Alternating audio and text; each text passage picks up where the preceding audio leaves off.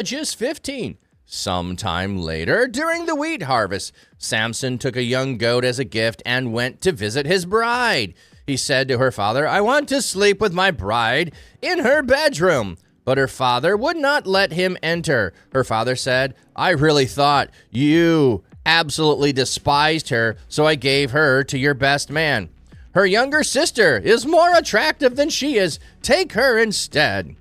Samson said to them, "This time I am justified in doing the Philistines harm." Samson went and captured 300 jackals and got some torches. He tied the jackals in pairs by the tails and then tied a torch to each pair. He lit the torches and set the jackals loose in the Philistine standing grain. He burned up grain heaps and the standing grain, as well as the vineyards and the olive groves. The Philistines said, "Who did this?" They were told, "Samson, the Timnite's son-in-law, because the Timnite took Samson's bride and gave her to his best man." So the Philistines went up and burned her and her family. Samson said to them, "Because you did this, I will get my revenge against you before I quit fighting." He struck them down and defeated them. Then he went down and lived for a time in the cave in the cliff of Etam. The Philistines went up and invaded Judah. They arrayed themselves for battle in Lehi.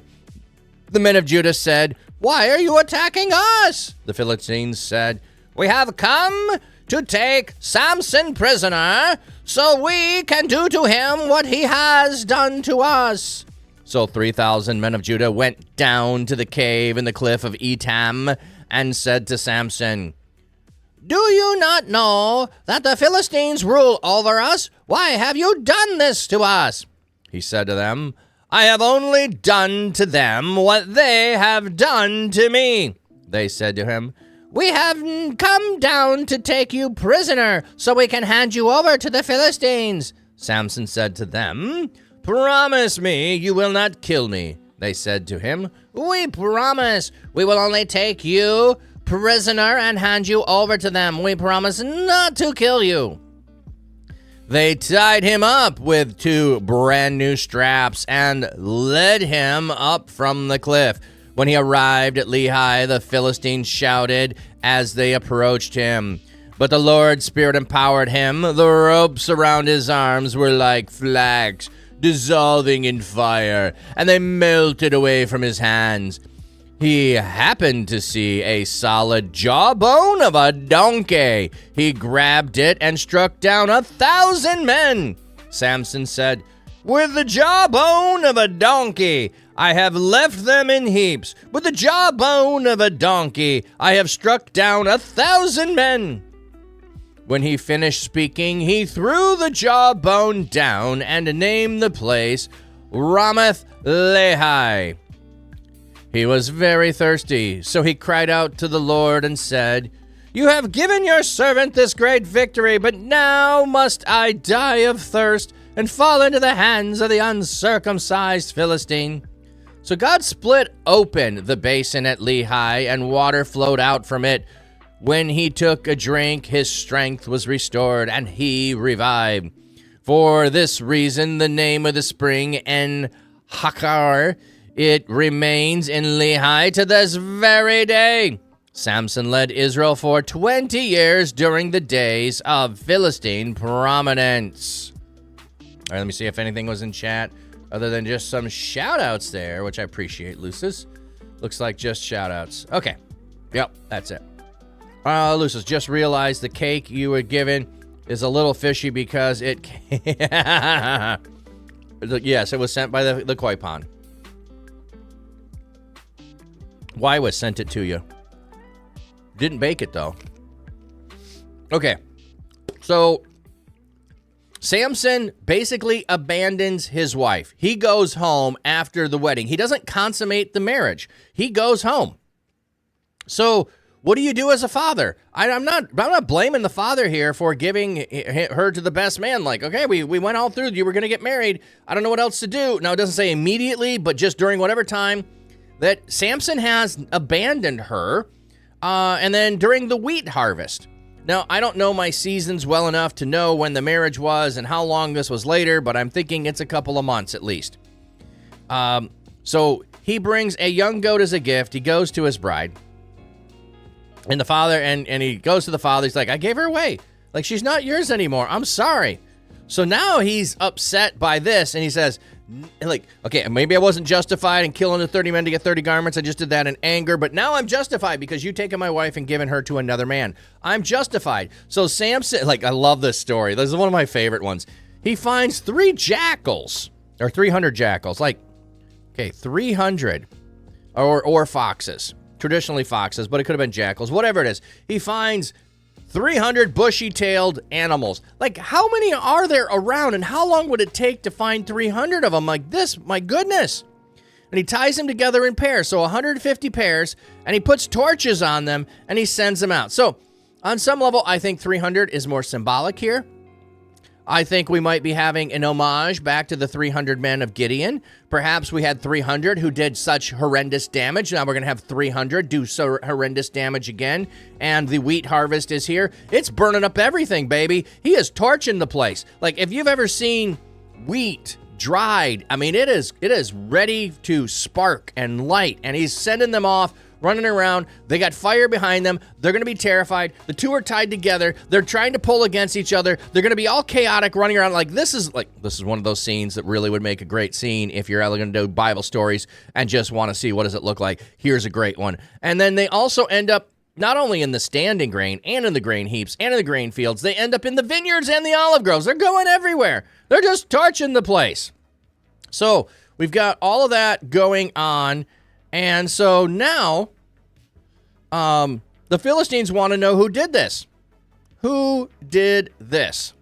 Well, they rat him out. They rat out who did this. So what do? They go do the thing that the bride was worried about. So she was worried about them killing her and her family. So what do they end up doing? They end up going and burning her and her family. So the very thing that she was fearful of and appeased them that led to the whole problem in the first place ends up coming back. This is another reason why, that's why I said, why would I trust the people that threaten me? They'll just do it later. And they do. They threaten her that we're going to burn you and your family up. And now they come back and they burn her and her family up. Now, it might not be the exact 30 men, but it doesn't matter. It's still the precedent of it. The people who are willing to threaten you, you can't trust. You can't trust them to keep their word on anything. I'm like, just don't do it. Like, I don't care what movies show you. It just doesn't make any sense. Okay, so now Samson says, because you did this, I will take revenge again before I quit fighting. So it depends on who you want to blame for the initial phase here. But Samson's like, you retaliate, I'll retaliate again. You retaliate, I'll retaliate again. You retaliate, I'll retaliate. Like, he's like, I will have the last word. You will not, I will be the one who acts last. That's Samson's attitude. Maybe she knew that was their style. Well, even so, if she knows it's their style, like I said, why wouldn't you have said, Samson, they threatened me. Hey, after the wedding, take me away from here to your family and your people so I can be protected from my people who are going to do horrible things if I stay. Like, she could have went that way. I know it doesn't go that way, but I like to hypothesize, like, what people could do.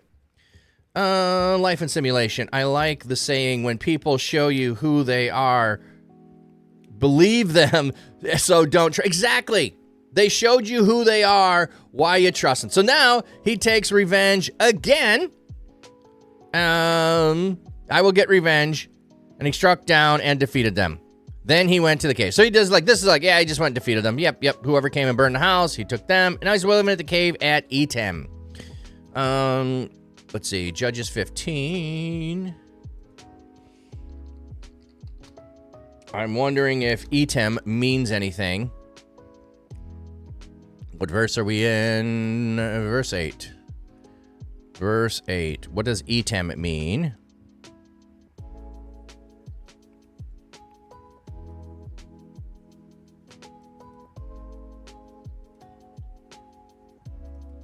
Strong's H 5862. Atom.